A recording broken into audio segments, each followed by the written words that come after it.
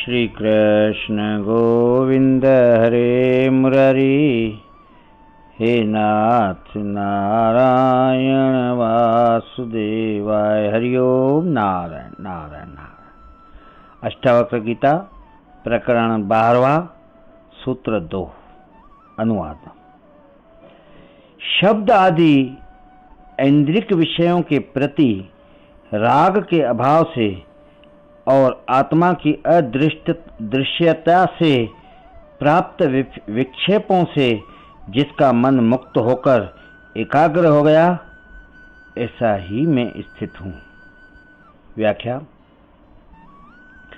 मन में वासनाएं हैं, उनकी पूर्ति वह शरीर के माध्यम से करता है। शरीर में 5 ज्ञानेंद्रियां तथा 5 कर्मेंद्रियां हैं।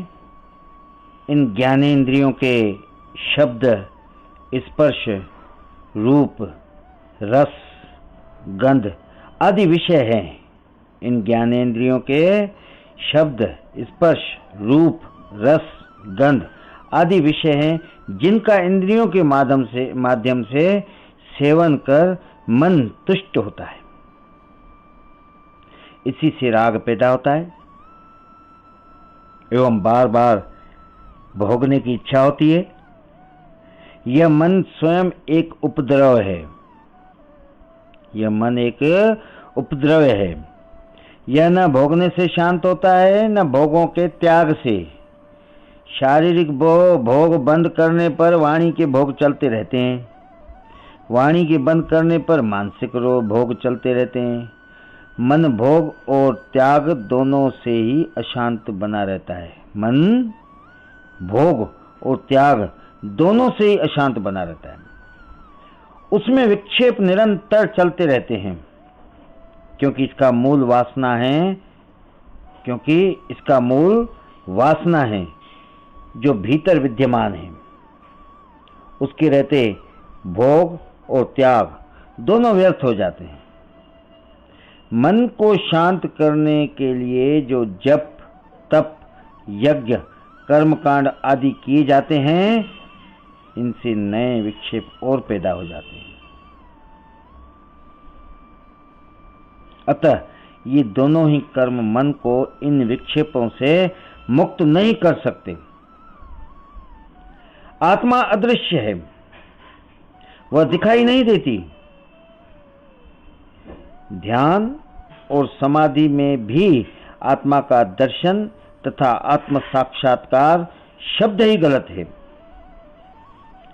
आत्मा का केवल अनुभव होता है, ज्ञान होता है, बोध होता है। वह दृश्य विषय नहीं है, स्वयं दृष्टा है। वही सबको देखने वाली है। इंद्रियों के समस्त कार्य इसी से हो रहे हैं। शरीर, मन, बुद्धि आदि जड़ है, यंत्र मात्र है जो उस आत्मा रूपी चेतन शक्ति से सक्रिय है। जड़ पदार्थ चेतन को कैसे देख सकता है?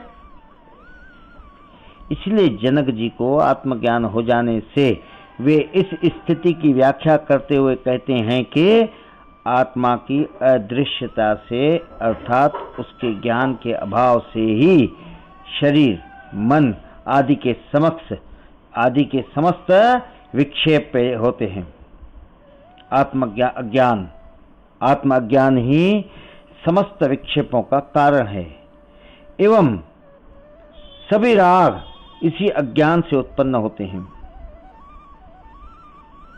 अतः मुझे आत्मज्ञान हो जाने से अब मेरे समस्त रागों का अभाव हो गया है तथा आत्मा की अदृश्यता से जो मन में विक्षेप पैदा हुए थे, उनसे अब मेरा मन मुक्त होकर एकाग्र हो गया है।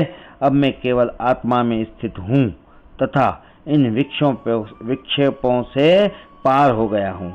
यह आत्मज्ञानी की स्थिति है। शरीर और मन द्वारा किए गए कर्मों से आत्मा अस्पर्श रहती है। इसीलिए आत्मज्ञानी पाप पुण्य, शुभ अशुभ आदि कर्मों से सर्वदा मुक्त रहता है। इसीलिए आत्मज्ञानी पाप पुण्य शुभ अशुभ आदि कर्मों से सर्वदा मुक्त रहता है। वह अच्छे बुरे कर्मों का न करता है न उनके फलों का भोगता है।